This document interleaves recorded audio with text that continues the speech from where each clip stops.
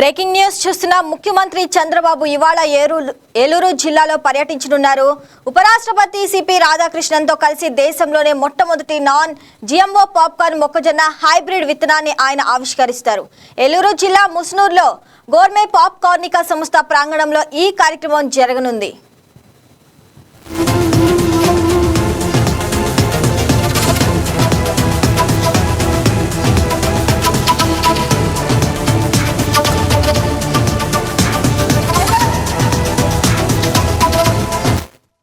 వ్యవసాయాన్ని లాభసాటిగా మార్చాలనే లక్ష్యంతో ఈ ప్రయోగానికి శ్రీకారం చుట్టారు. రైతులు పండించిన పంటకు విలువ జోడించి ప్రాసెసింగ్, బ్రాండింగ్తో మార్కెట్కు తరలించడం ద్వారా వారి ఆదాయం పెంచాలన్నది ప్రభుత్వ ఉద్దేశం. ఈ కార్యక్రమంలో ముసునూరు వేదికగా జరగనున్న ఈ కార్యక్రమం ప్రాధాన్యత సంతరించుకుంది. గోర్మే పాప్కార్నికా సంస్థ ఆధ్వర్యంలో ఈ కొత్త వంగటాన్ని అభివృద్ధి చేశారు.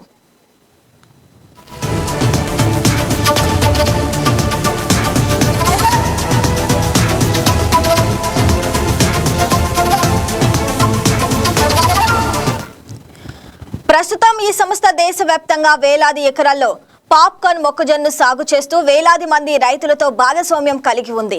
ముసునూరులో ఏర్పాటు చేసిన ఈ ప్లాంట్ ఆసియాలోనే అతిపెద్ద పాప్కార్న్ ప్రాసెసింగ్ కేంద్రాల్లో ఒకటిగా గుర్తింపు పొందింది.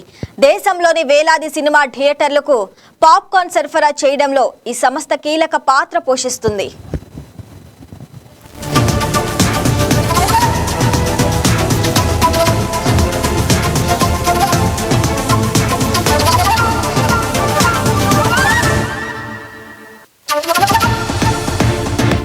రైతులు పండించిన పంటకు కేవలం ముడి ఉత్పత్తి స్థాయిలోనే కాకుండా ప్రాసెసింగ్, ప్యాకేజింగ్, బ్రాండింగ్, మార్కెట్ ద్వారా అదనపు విలువను జోడించాలనే ఆలోచనకు ఈ కార్యక్రమం ప్రాధాన్యత ఇస్తుంది. వ్యవసాయాన్ని మరింత ఆదాయదాయకంగా మార్చేందుకు ఇలాంటి విలువ ఆధారిత వ్యవసాయ నమూనాలు కీలకంగా మారనున్నాయి. ఏలూరు జిల్లా ముసునూరులో జరగనున్న non GMO popcorn maize hybrid విత్తన ఆవిష్కరణ కార్యక్రమం ఈ దిశగా ఒక ముఖ్యమైన ముందడుగుగా నిలవనుంది.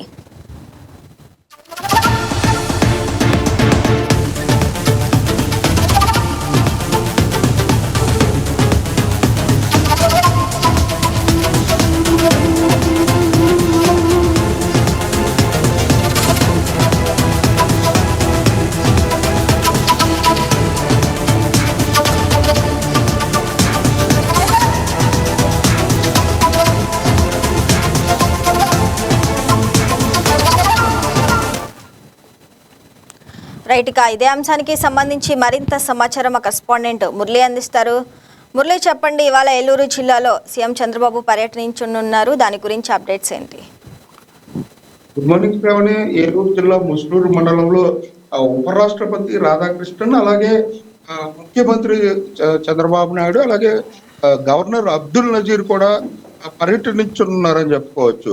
దీని ప్రభావంతో అయితే ఏలూరు జిల్లా పోలీస్ యంత్రాంగం, ఏలూరు జిల్లా కలెక్టర్ వెట్రిసెల్వి అన్ని ఏర్పాట్లు పూర్తి చేశారని చెప్పుకోవచ్చు.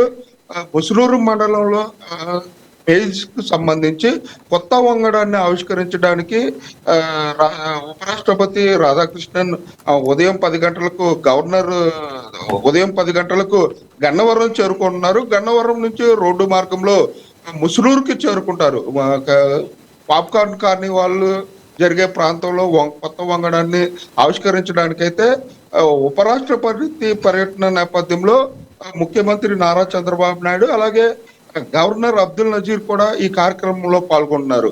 ఉదయం 10 గంటల నుంచి ఈ కార్యక్రమం మొదలవుతుంది. ఈ కార్యక్రమం మొదలైన తర్వాత రైతులకు సంబంధించి మొక్కజొన్నలో ఎక్కువగా పాప్కార్న్ కు సంబంధించి కూడా ఇప్పటికే దేశంలో అన్ని సినిమా హాళ్లకు పాప్కార్న్ కు సంబంధించి తయారీ సంస్థ అయినటువంటి పాప్కార్న్ వాళ్ళ దానికి సంబంధించి అయితే ఇక్కడ కొత్త వంగడాన్ని రిలీజ్ చేయడానికి ఉపరాష్ట్రపతి వస్తున్న నేపథ్యంలో అటు పోలీసు యంత్రాంగం, ఇటు రెవెన్యూ యంత్రాంగం కూడా అన్ని ఏర్పాట్లు పూర్తి చేశారని చెప్పుకోవచ్చు. ముఖ్యంగా ఉపరాష్ట్రపతి, గవర్నర్, ముఖ్యమంత్రి కూడా ఒకే వేదిక పైకి రానున్న నేపథ్యంలో అత్యంత కట్టుదిట్టమైన ఏర్పాట్లు పూర్తి చేశారని చెప్పొచ్చు. సుమారు 2000 మంది పోలీసు బలగాలతో అయితే భద్రతా ఏర్పాట్లను Eluru range IG Ashok Kumar, Eluru SP Shiv Pratap Kishore, అలాగే ఏలూరు జిల్లా కలెక్టర్ వెట్రిసెల్వి కూడా గత 4 రోజులుగా కూడా ఈ పర్యటన ఏర్పాట్లను పూర్తి చేశారని చెప్పుకోవచ్చు. ఇటు ఈ రైతులకు సంబంధించి కొత్త వంగడాలను పరిచయం చేయడానికి ఇప్పటికే ఎంతో కృషి చేస్తున్న ఈ సంస్థకు సంబంధించి కొత్త వంగడం అయినటువంటి పాప్కార్న్ ను కూడా రిలీజ్ చేయడానికైతే ఇటు ఉపరాష్ట్రపతి వస్తున్నారని చెప్పొచ్చు శ్రావణి. అంటే ముసునూరు ప్లాంట్ ద్వారా స్థానిక రైతులకు వ్యవసాయ రంగానికి ఎలాంటి కొత్త అవకాశాలు రానున్నాయి? అంటే ఇప్పటికే మొక్కజొన్నలో విప్లవాత్మకమైన పరిశోధనలు, అలాగే పాప్కార్న్ కు సంబంధించి అంటే దేశంలోనూ విదేశాల్లో కూడా ఉపయోగించే పాప్కార్న్ కు సంబంధించి ఈ కంపెనీ ఎగుమతులు ఎక్కువ శాతం ఈ కంపెనీ ఎగుమతులే ఉన్నాయి. రైతులకు కూడా మేలు జరిగే విధంగా ఈ వంగడాలకు సంబంధించి రైతులకు ఏ విధంగా మేలు జరుగుతుంది, ఏ విధంగా సస్యరక్షణ ఈ పంటలు ఏ విధంగా పండించాలి అనే దాని మీద ఇప్పటికే అవగాహన కల్పిస్తూ కూడా పలు కార్యక్రమాలు చేసిన ఈ కంపెనీ అయితే ఈ రోజు ఈ సరికొత్త వంగడాన్ని రిలీజ్ చేస్తున్న నేపథ్యంలో ఆ పాప్కార్న్ లోనే మరొక విప్లవం రాబోతుందని చెప్తున్నారు రైతులు. ఈ రైతులకు సంబంధించి కూడా పూర్తిగా ఈ అవగాహన మొక్కజొన్నలోనే ప్రపంచంలోనే అతి క్వాలిటీ అయిన మొక్కజొన్న సీడ్ విత్తనాలు కానివ్వండి, ఇతర దేశాలకు కూడా ఎగుమతి చేసే ప్రొడక్షన్ సెంటర్ గా ఏలూరు జిల్లా ఉందని చెప్పుకోవచ్చు. ఏలూరు జిల్లాలో పండించే మొక్కజొన్న క్వాలిటీ ఉంటుంది, అలాగే కలర్ ఉంటుంది, సైజ్ కూడా ఎక్కువగా ఉంటుంది. అందుకనే విదేశీ కంపెనీలు కూడా ఇక్కడ మేజ్ ప్రొడక్షన్ సీడ్ ప్రొడక్షన్ చేసి ఆ దేశాలకు అలాగే ఆ రాష్ట్రాలకు తీసుకువెళ్ళి ఆ రైతులకు అందించే కార్యక్రమం జరుగుతూ ఉంటుంది. దాన్ని ఇంకా ముందుకు తీసుకువెళ్ళడానికి కూటమి ప్రభుత్వం వచ్చిన తర్వాత ఇటువంటి కార్యక్రమాలు చేస్తుందంటూ కూడా రైతులు కూడా చెప్పే పరిస్థితులు ఉన్నాయి శ్రావణి. మురళి, మరి కొత్త వంగడం ద్వారా రైతుల ఆదాయం ఎంత మేర పెరిగే అవకాశం ఉంది? అంటే రైతులకు సంబంధించి మెయిజ్ లో స్వీట్ కార్న్ అలాగే పాప్కార్న్ సీడ్ విత్తనాలు ఉంటాయి. ముఖ్యంగా ఈ రోజు రిలీజ్ చేసే వంగడానికి సంబంధించి పాప్కార్న్ కు సంబంధించిన వంగడం. అంటే ముఖ్యంగా పాప్కార్న్ ఎక్కువగా ఈ టైం పాస్ కి వాడుతూ ఉంటారు, అలాగే సినిమా థియేటర్లలోనూ అలాగే ఎక్కువగా సినిమా థియేటర్లో వాడుతూ ఉంటారు. ఈ పాప్కార్న్ కు సంబంధించి సరికొత్త వంగడం కారణంగా దీనిపై అయితే అవగాహన ఇంకా పూర్తిగా లేదని చెప్పుకోవచ్చు. దీనికి సంబంధించి ఆ కంపెనీ ప్రతినిధులు రైతులకు అవగాహన కల్పించడానికి, అలాగే ముఖ్యంగా ఈ ప్రొడక్షన్ పెంచి అంటే ఈ పాప్కార్న్ కు సంబంధించి ప్రొడక్షన్ తక్కువగా వస్తుంది. ఎకరానికి 9 క్వింటాలు 8 క్వింటాలు 10 క్వింటాల లోపే వస్తుంది. ఈ వంగడం అయితే ఎక్కువ దిగుబడి వస్తుంది, అలాగే క్వాలిటీ ఎక్కువ ఉంటుంది, స్వీట్ కూడా ఎక్కువ ఉంటుంది అని చెప్పి శాస్త్రవేత్తలు చెప్పే పరిస్థితులు ఉన్నాయి Sravani. Right Murali, thanks for the updates.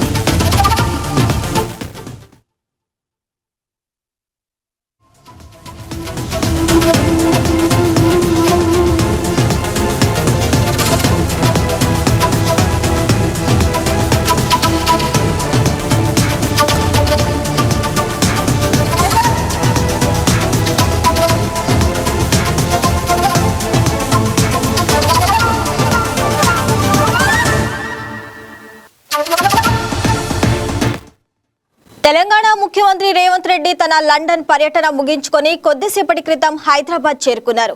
America పర్యటనకు కేంద్ర ప్రభుత్వం రాజకీయ అనుమతి నిరాకరించడంతో ఆయన తన పర్యటనను కుదించుకొని తిరుగు ప్రయాణమయ్యారు. ఆయన రాష్ట్రానికి దూరంగా ఉన్న సమయంలో పార్టీలో చెలరేగిన కొండ ఎపిసోడ్ తీవ్ర చర్చనీయాంశంగా మారింది. ఈ నేపథ్యంలో సీఎం రాక సాయంత్రం జరగబోయే మీడియా సమావేశంపై రాజకీయ వర్గాల్లో తీవ్ర ఉత్కంఠ నెలకొంది.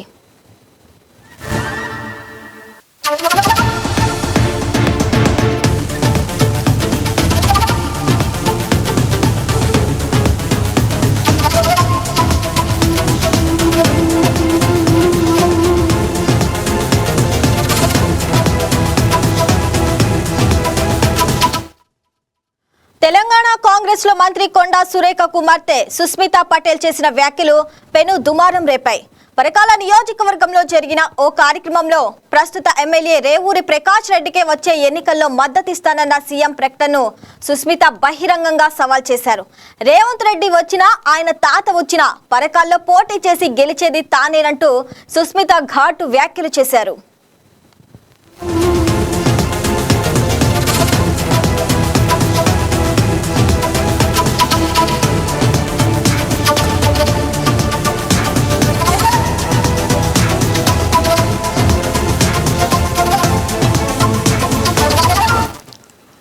ఈ వ్యవహారంపై టీపీసీసీ క్రమశిక్షణ కమిటీ తీవ్రంగా స్పందించింది. మంత్రి కొండా సురేఖకు వివరణ కోరుతూ నోటీసులు జారీ చేసింది.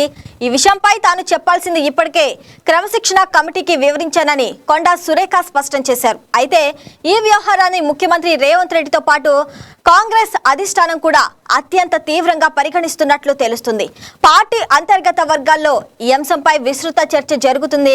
కేవలం నోటీసులతోనే సరిపెట్టకుండా క్రమశిక్షణ చర్యలు మరింత కఠినంగా ఉండే అవకాశం ఉందనే ప్రచారం సాగుతుంది. ఈ క్రమంలోనే ముఖ్యమంత్రి రేవంత్ తిరిగి రావడంతో ఎలాంటి చర్యలు ఉంటాయని రాజకీయ వర్గాల్లో ఆసక్తి ఏర్పడింది.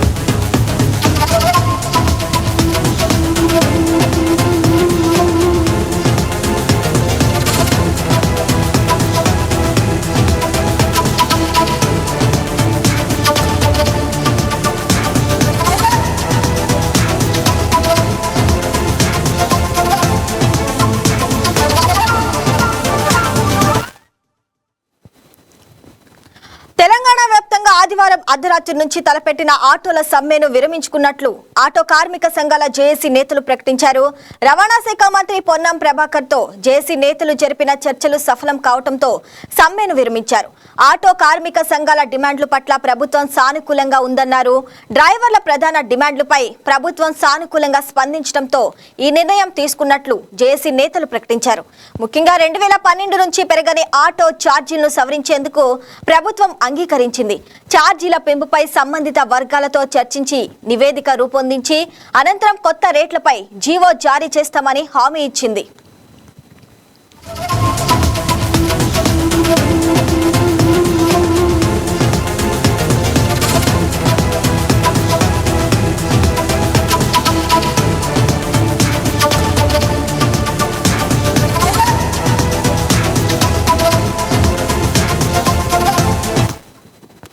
అంతేకాదు ఆటో డ్రైవర్ల కోసం ప్రత్యేక సంక్షేమ బోర్డు ఏర్పాటుకు కూడా ప్రభుత్వం గ్రీన్ సిగ్నల్ ఇచ్చింది.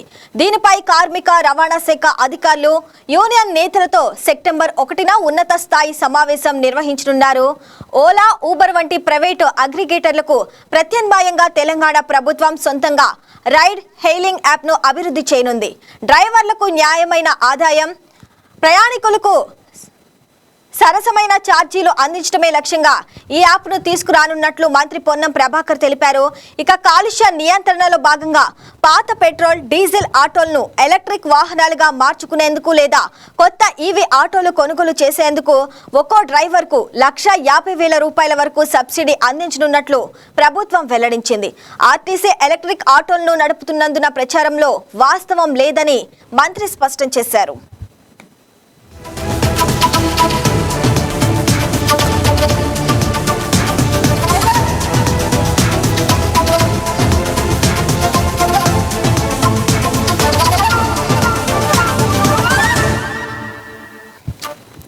ఇక బైక్ టాక్సీల విషయంలోనూ ప్రభుత్వం కీలక హెచ్చరికలు చేసింది. ఎల్లో ప్లేట్ ఉన్న వాహనాలకే ప్రయాణికులను తరలించే అనుమతి ఉంటుందని, వైట్ ప్లేట్ వాహనాలతో ర్యాపిడో వంటి యాప్ల ద్వారా బైక్ టాక్సీ సేవలు నిర్వహిస్తే కఠిన చర్యలు తప్పవని మంత్రి హెచ్చరించారు. ఇక కాంగ్రెస్ ఎన్నికల హామీలో ఒక్కటైన ఆటో డ్రైవర్లకు ఏడాదికి 12,000 రూపాయల ఆర్థిక సాయం అంశంపైన ముఖ్యమంత్రి రేవంత్ రెడ్డి ఉప ముఖ్యమంత్రి బట్టి విక్రమార్కతో చర్చించి త్వరలో సానుకూల నిర్ణయం తీసుకుంటామని మంత్రి పొన్నం ప్రభాకర్ హామీ ఇచ్చారు.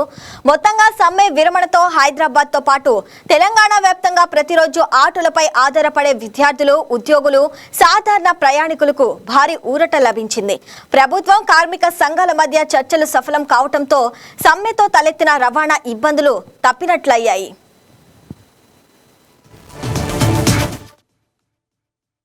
కార్మికులకు సంబంధించి చాలా కాలంగా దీర్ఘకాలిక సమస్యలు ఉన్నమాట వాస్తవం.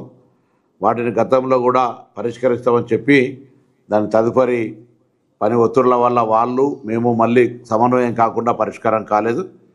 కానీ ఈరోజు రవాణా శాఖ కమిషనర్ ఇలంబర్తి గారి నాయకత్వంలో మా additional transport commissioner, joint transport కమిషనర్లు ఆటో కార్మికులతోటి చర్చలు జరిపిన సందర్భంగా ఈ సమ్మెను నివారించి ఆటో కార్మికులు ఎదుర్కొంటున్న సమస్యలు పరిష్కరించడానికి ప్రభుత్వం సానుకూలంగా స్పందించిన మాటని సందర్భంగా తెలియజేస్తా ఉన్నాను.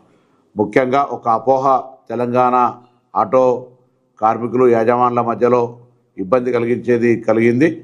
ఆర్టీసీ ఈవీ ఆటోలు కొంటుందనే ఒక దుష్ప్రచారం జరిగింది. అది అవాస్తవం. ఎక్కడ కూడా అటువంటి చర్చ కూడా జరగలేదు. మేము లాస్ట్ మైల్ కనెక్టివిటీ కావాలంటున్నాం తప్ప ఆటోలు ఆర్టీసీ ఎప్పుడు కొనుగోలు చేసే ప్రస్తావన రాదు అనేటువంటి మాటను మనవి చేసినాం. దాంతోపాటుగా ఈరోజు 2012లో పెంచినటువంటి మీటర్ ఛార్జీలను పెంచాలని చెప్పినారు. ప్రభుత్వం ఇన్ ప్రిన్సిపల్గా అగ్రి అయింది. అందుకు సంబంధించి వాళ్ళతోటి డిపార్ట్మెంట్ పరంగా చర్చలు చేసి త్వరలోనే అందుకు సంబంధించినటువంటి అధికారిక జీవోలు ఇవ్వడం జరుగుతుంది. దాంతోపాటుగా ఈరోజు హైదరాబాద్లో సంక్షేమ బోర్డును ఏర్పాటు చేయడానికి సంబంధించి కార్మిక శాఖతోటి దాని కొంత సెస్ రూపంలో దానికి సంబంధించిన కొంత రవాణా శాఖ, కార్మిక శాఖ కలిపి శాసనసభలో కొంత దానికి సంబంధించినటువంటి సవరణలు చేయాల్సినటువంటి దృష్ట్యా దాన్ని కూడా చేస్తామని ప్రభుత్వం తరఫున అంగీకరిస్తూ ఉన్నాం. సంక్షేమ బోర్డును ఏర్పాటు చేస్తామనేటువంటి మాట కూడా ఆటో కార్మికులందరికీ శుభ సందర్భంలో తెలియజేస్తాను. అదిగాక హైదరాబాద్లో మరి రెట్రోఫిట్ కానీ కొత్తగా ఈవీ ఆటోలు కొనుక్కునే వాళ్ళకు 1,50,000 రూపాయల సబ్సిడీని ఇచ్చేటువంటి దాన్ని కూడా ఈ సందర్భంగా ప్రభుత్వం తరఫున వాళ్ళకు ప్రోత్సాహం ఇచ్చే కార్యక్రమం చేస్తాను. దాంతోపాటుగా మరి ఒక యాప్ ఉండాలి. ఏదైతే ఓలా, ఊబర్ లాగా ప్రభుత్వ యాప్ ఉండాలన్నారు. దానికి సంబంధించి ఐటీ శాఖతో సంప్రదింపులు చేసి తప్పకుండా ప్రభుత్వం తరఫున ఒక మరి యాప్ తెచ్చే విధంగా చర్యలు తీసుకోవడం జరుగుతుంది. మిగతా అగ్రిగేట్ సంబంధించిన పాలసీ కావచ్చు, ఇతరత్ర అన్ని సానుకూలంగా చేస్తూ వాళ్ళు 12,000 రూపాయలకు సంబంధించిన అంశం కూడా ప్రభుత్వం పెద్దలతోటి గౌరవ ముఖ్యమంత్రి గారు, ఉప ముఖ్యమంత్రి, సహచర మంత్రులతో చర్చ చేసి ఆ అంశానికి సంబంధించి కూడా వాళ్లకు వీలైనంత తొందరలో మరి ఒక సానుకూలంగా స్పందించే విధంగా తీసుకుంటామనే మాట ప్రకారంగా జాయింట్ యాక్షన్ కమిటీ మీద వచ్చినటువంటి సంఘ ప్రతినిధులందరూ మా ట్రాన్స్పోర్ట్ కమిషనర్ తదితర అధికారులతో జరిపిన చర్చల్లో సమ్మెను ఉపసంహరిస్తామనే ప్రకటన చేసిన సందర్భంగా వారికి అభినందనలు. తప్పకుండా నేను రవాణా శాఖ తరఫుగా ఇంతకుముందుగా ఆర్టీసీ కార్మికులకు ఏ విధంగా హామీలు ఇచ్చి అమలు చేస్తామో ఆటో కార్మికులకు సంబంధించి కూడా ఎక్కడ ఇబ్బంది లేకుండా తెలంగాణ బిడ్డలుగా వాళ్ళందరికీ కూడా న్యాయం జరిగే విధంగా ఈ ప్రభుత్వం రేవంత్ రెడ్డి గారి నాయకత్వంలో చేస్తుందనే మాటని సందర్భంగా తెలియజేస్తున్నాను. పశ్చిమ గోదావరి జిల్లా పాలకొల్లు నియోజకవర్గంలో కూటమి ప్రభుత్వం ఏర్పడి గడిచిన 2.5 ఏళ్లలో అభివృద్ధి, సంక్షేమ కార్యక్రమాలు శరవేగంగా ముందుకు సాగుతున్నాయి. జలవనరుల శాఖ మంత్రి, స్థానిక శాసనసభ్యులు నిమ్మల రామానాయుడు చొరవతో సుమారు 1,100 కోట్ల రూపాయల నిధులు మంజూరై పట్టణ, గ్రామీణ ప్రాంతాల రూపురేఖలు మారుతున్నాయి. మౌలిక సదుపాయాల అభివృద్ధితో పాటు ప్రజల జీవన ప్రమాణాలు మెరుగుపడేలా పలు కీలక పనులు శరవేగంగా సాగుతున్నాయి.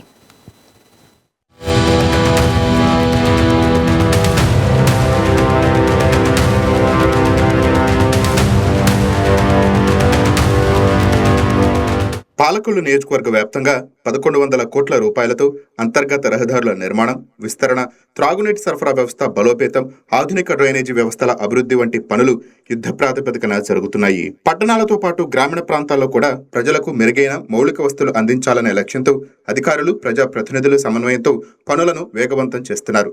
ప్రతి వర్షాకాలంలో ఎదురయ్యే వరద ముప్పు సమస్యకు శాశ్వత పరిష్కారం దిశగా చర్యలు చేపట్టారు. ప్రధాన డ్రైన్లు, కాల్వల్లో తూడు, గుర్రపడెక్క తొలగింపు, పూడికతీత పనులు పూర్తి చేయడంతో పాటు వర్షపు నీటి పారుదల మెరుగుపడింది. అదే సమయంలో సాగునీటి సరఫరా కూడా క్రమబద్ధీకరించి రైతులకు ప్రయోజనం చేకూరేలా చర్యలు తీసుకున్నారు.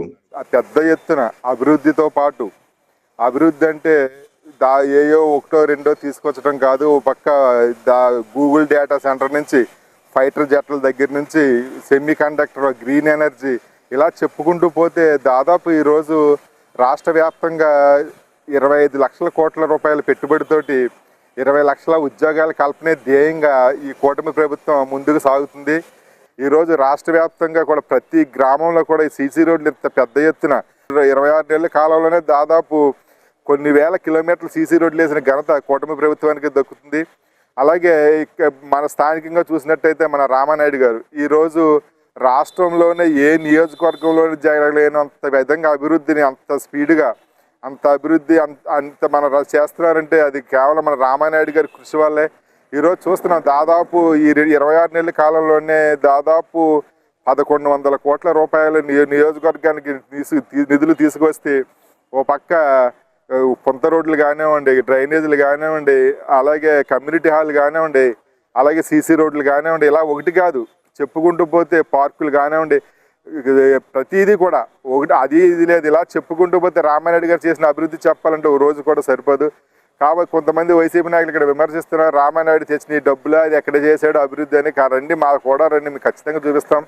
దానికి రామానాయుడు గారు అవసరం లేదు, మాలాంటి సామాన్య కార్యకర్త అయిన కాదు చాలు. ఎందుకంటే చేయలేని చెప్పుకోవట్లేదు, చేసినే చెప్పుకుంటున్నాం. కాబట్టి మాకు ధైర్యంగా ఈరోజు మీ అందరికీ కూడా ఛాలెంజ్ విసురుతున్నాం. అంటే దానికి అంతటికీ మాలో ఉన్న మా కూటమి ప్రభుత్వం చేసినటువంటి అభివృద్ధి ఖచ్చితంగా మీ అందరికీ చూపించగలుగుతాం. ప్రజలకు ఇచ్చిన హామీల అమలుపైన ప్రత్యేక దృష్టి సారించిన కూటమి ప్రభుత్వం సూపర్ 6 పథకాలను ప్రాధాన్యతా క్రమంలో అమలు చేస్తోంది.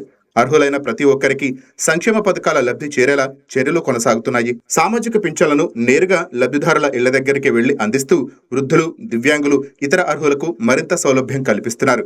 ఎన్నో ఏళ్లుగా పెండింగ్ లో ఉన్న టిట్కో గృహాల పంపిణీ ప్రక్రియను కూడా వేగవంతం చేశారు.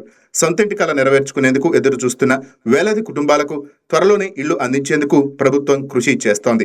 గృహాల మౌలిక సదుపాయాల కల్పనతో పాటు మిగిలిన పనులను కూడా పూర్తి చేసే దిశగా చర్యలు తీసుకుంటున్నారు. కూటమి ప్రభుత్వం వచ్చాక బాగానే ఉంది. రోడ్లు గిడ్లు బాగానే చేస్తున్నారు. చంద్రబాబు నాయుడు గారు, మోడీ గారు, పవన్ కళ్యాణ్ నెంబర్ 1 ఉంది. ప్రభుత్వం నెంబర్ 1గా చేస్తున్నారు. 2 సంవత్సరాల్లో చాలా అభివృద్ధిని బాగా చేశారు. రోడ్లు గొప్ప చేశారు, చాలా క్లాస్గా ఉన్నాయి. మరి నెంబర్ 1గా ఉన్నాయి. ఈ పనులన్నీ కూడా బాగానే పాటిస్తున్నారు కూటమి ప్రభుత్వం. పవన్ కళ్యాణ్ కూడా చాలా ముందుకు వెళ్తున్నారు, ఆయన చాలా బాగా చేస్తున్నారు. ఆయన మన నెంబర్ 1 ఉంది. కూటమి చాలా క్లాస్గా చేస్తున్నారు. పవన్ కళ్యాణ్ గారు కంటే బాగానే చేస్తున్నారు. మోడీ గారు బాగానే చేస్తున్నారు. చంద్రబాబు నాయుడు గారు బాగానే ఉన్నారు, బాగానే చేస్తున్నారు. అందరూ కూడా కూటమిలోని రైతులు కూడా బాగానే డబ్బులు మన ధాన్యానికి డబ్బులు కూడా దానికి కూడా బాగా పడ్డాయి. డబ్బులు కూడా ముందే వేస్తున్నారు. డబ్బులు కూడా పట్టేట్టుగా జట్టులు కూడా డబ్బులు పడుతున్నాయి, బాగానే పడుతున్నాయి. అన్ని బాగానే చేస్తున్నారు. రామానాయుడు గారు కూడా పాలకొల్లు చాలా నెంబర్ 1గా మా నాయకులు బాగానే చేస్తున్నారు. నియోజకవర్గంలో వైద్య చికిత్సల కోసం ఆర్థిక ఇబ్బందులు ఎదుర్కొంటున్న నిరుపేదలకు ముఖ్యమంత్రి సహాయ నిధి ద్వారా కోట్లాది రూపాయల ఆర్థిక సహాయం అందిస్తున్నారు. జలవనరుల శాఖ మంత్రి నిమ్మల రామానాయుడు స్వయంగా లబ్ధిదారులకు చెక్కులు అందజేస్తూ అవసరమైన సమయంలో అండగా నిలుస్తున్నారు. ఈ సహాయం వల్ల అనేక కుటుంబాలు వైద్య ఖర్చుల భారం నుంచి ఉపశమనం పొందుతున్నాయి. ప్రజా సమస్యలను ఎప్పటికప్పుడు గుర్తిస్తూ స్థానిక ప్రజా ప్రతినిధులు, అధికారుల సమన్వయంతో పనిచేస్తున్నారు. అభివృద్ధి కార్యక్రమాలు అమలుతో పాటు సంక్షేమ పథకాల ప్రయోజనాలు ప్రతి అర్హత కలిగిన కుటుంబానికి చేరేలా ప్రత్యేక చర్యలు చేపడుతున్నారు. మౌలిక సదుపాయాల విస్తరణ, ప్రజాసేవల మెరుగుదల, పారదర్శక పాలనతో పాలకొల్లు నియోజకవర్గాన్ని రాష్ట్రంలోని ఆదర్శ నియోజకవర్గంగా తీర్చిదిద్దాలనే లక్ష్యంతో ప్రభుత్వం ముందుకు సాగుతోంది.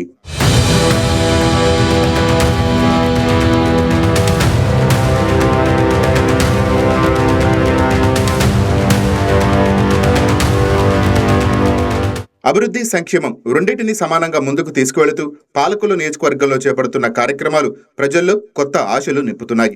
భారీ స్థాయిలో మౌలిక సదుపాయాల కల్పన, సంక్షేమ పథకాల అమలు, ప్రజా సమస్యలపై వేగవంతమైన స్పందనతో పాలకొల్లు అన్ని రంగాల్లో ఆదర్శ నియోజకవర్గంగా ఎదిగే దిశగా అడుగులు వేస్తోందని స్థానికులు అభిప్రాయపడుతున్నారు.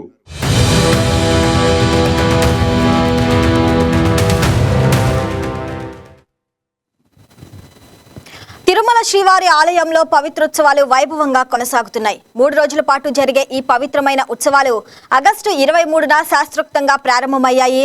తొలి రోజు పవిత్ర ప్రతిష్ఠ కార్యక్రమాన్ని అర్చకులు, వేద పండితులు అత్యంత వైభవంగా నిర్వహించారు. ఉదయం శ్రీదేవి భూదేవి సమేత శ్రీ మలయప్ప స్వామివారిని పవిత్ర మండపంలోని యాగశాలకు వేంచేపు చేశారు. అక్కడ ప్రత్యేక హోమాలు, వైదిక కార్యక్రమాలు నిర్వహించారు. అనంతరం సంపంగి ప్రాకారంలో స్నపన తిరుమంజనం కన్నుల పండుగగా జరిగింది. పాలు, పెరుగు, తేనె, చందనం, పసుపు తదితర సుగంధ ద్రవ్యాలతో స్వామివారికి విశేష అభిషేకం నిర్వహించారు.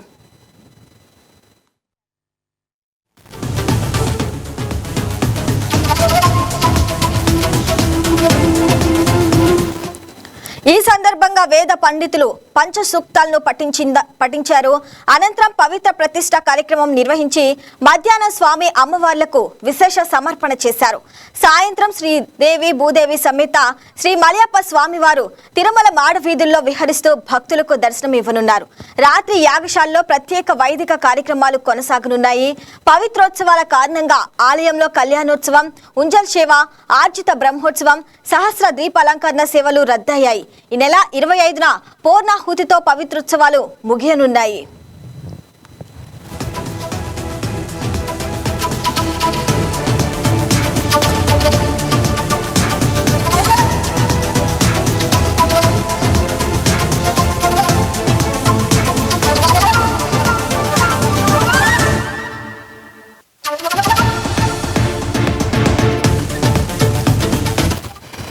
ఆగమ శాస్త్రం ప్రకారం 3 రోజుల పాటు జరిగే ఈ పవిత్రోత్సవాలకు ప్రత్యేక ప్రాధాన్యత ఉంది.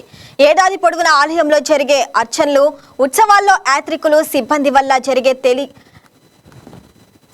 వల్ల తెలియక జరిగే దోషాల నివారణ కోసం ఈ ఉత్సవాలను నిర్వహించడం ఆనవాయితీగా వస్తుంది. ఆలయ పవిత్రతకు ఎలాంటి లోపం రాకుండా శాస్త్రోక్తంగా పరిహార కార్యక్రమాలను చేపడతారు. ఆగస్టు 23 నుంచి 25వ తేదీ వరకు జరిగే ఈ పవిత్ర ఉత్సవాల సందర్భంగా టీటీడీ పలు ప్రత్యేక ఏర్పాట్లు చేసింది. పవిత్రోత్సవాల్లో భాగంగా తిరుమలలో భక్తిభావం వెల్లువిరుస్తుండగా స్వామివారి వైభవాన్ని తిలకించేందుకు భక్తులు పెద్ద సంఖ్యలో తరలివస్తున్నారు. వేద ఘోషాలు, వైదిక కార్యక్రమాలు, స్వామివారి సేవలతో తిరుమల క్షేత్రం ఆధ్యాత్మిక శోభను సంతరించుకుంది.